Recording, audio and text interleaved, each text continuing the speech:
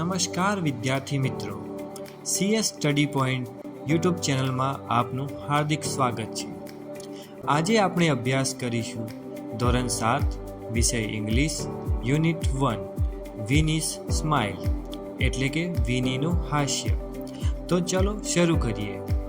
Activity 1 let's recite with the teacher એટલે teacher સાથે મોટેથી બોલો અને સમજો। ધ લિટલ વન એક નાનું બાળક। અહીં આપણને જે પોએમ આપી છે તે આપણે રિસાઇટ કરીશું, સાથે સાથે ગુજરાતીમાં અનુવાદ પણ શીખીશું। The little one, this is the bag the little one boat. આ તે બેગ છે, આ તે થેલો છે જે નાના બાળકે ખરીદ્યો હતો। અહીં બોટ એ બાયનું ભૂતકાળ છે। બાયનો અર્થ થાય ખરીદવું। This is the butterfly the little one caught. આ તે પતંગિયું છે। બટરફ્લાયનો અર્થ પતંગિયું। આ તે પતંગિયું છે જે નાના બાળકે પકડ્યું હતું। કોટનો અર્થ થાય પકડવું। કોટ એ કેચનું ભૂતકાળ છે। તો અહીં આપણને બે રાઇમિંગ વર્ડ પણ આપ્યા છે, બોટ અને કોટ। હવે આગળ વધીએ। This is the kite the little one flew. આ તે પતંગ છે જે નાના બાળકે ઉડાડ્યો હતો। ફ્લ્યુ એટલે ઉડાડ્યો। ફ્લ્યુ એ ફ્લાયનું ભૂતકાળ છે। ફ્લાય એટલે ઉડાડવું। This is the whistle the little one blew. આ તે સિસોટી છે જે નાના બાળકે વગાડી હતી। અહીં બ્લ્યુ એ બ્લોનું ભૂતકાળ છે। તો અહીં આપણને બે રાઇમિંગ વર્ડ મળ્યા, flew and blue. This is the bell the little one રેંગ। આ તે ઘંટડી છે જે નાના બાળકે વગાડી હતી। અહીં રેંગ એ રિંગનું ભૂતકાળ છે। રિંગ એટલે વગાડવું। This is the song the little one sang. આ તે ગીત છે જે નાના બાળકે ગાયું હતું। અહીં સેંગ એ સિંગનું ભૂતકાળ છે। સિંગ એટલે ગાવું।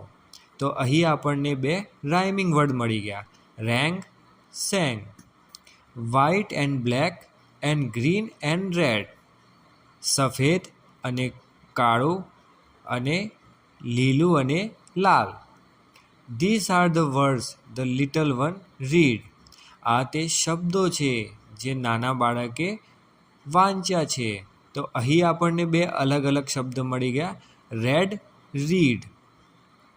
હવે સૌથી છેલ્લે, these are the pictures the little one drew. ડ્ર્યુનો અર્થ થાય દોર્યું। અહીં ડ્ર્યુ એ ડ્રોનું ભૂતકાળ છે। આ તે પિક્ચર્સ છે, આ તે ચિત્રો છે જે નાના બાળકે દોર્યા હતા। All ધેઝ things little one new. આ તે વસ્તુઓ છે જે નાનું બાળક જાણતું હતું। નાના બાળકો, એક્ટિવિટી 1માં આગળ વધતા પોએમ પછી અહીં કીધું છે કે make a list of rhyming words એટલે કે સરખા અવાજવાળા શબ્દો શોધીને લખો। તો અહીં આપણે પોએમમાંથી સરખા અવાજવાળા શબ્દો શોધીશું। તો સૌથી પહેલું છે ટોટ અને બોટ, પછી છે ફ્લ્યુ, બ્લ્યુ, પછી rang, sang, drew, new, red, read અને સૌથી છેલ્લે છે બોટ, કોટ। તો આ હતા રાઇમિંગ વર્ડ્સ જે આપણને પોએમમાં મળ્યા। વિદ્યાર્થી મિત્રો, હવે એક્ટિવિટી 1માં સૌથી છેલ્લે આપણને એક ટેબલ આપ્યો છે જેમાં બે પાર્ટ છે।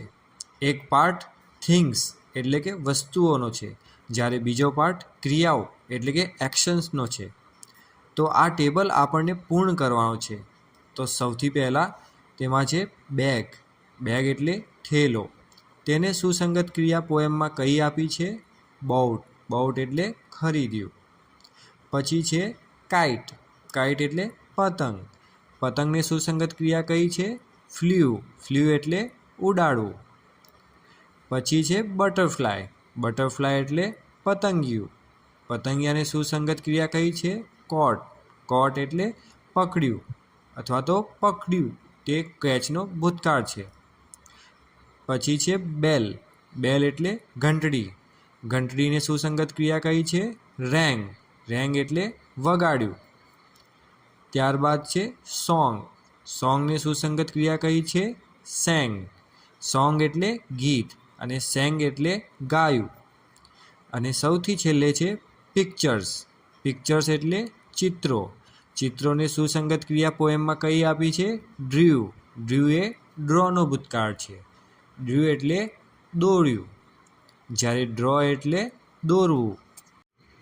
વિદ્યાર્થી મિત્રો, અહીં એક્ટિવિટી 1 પૂર્ણ થાય છે.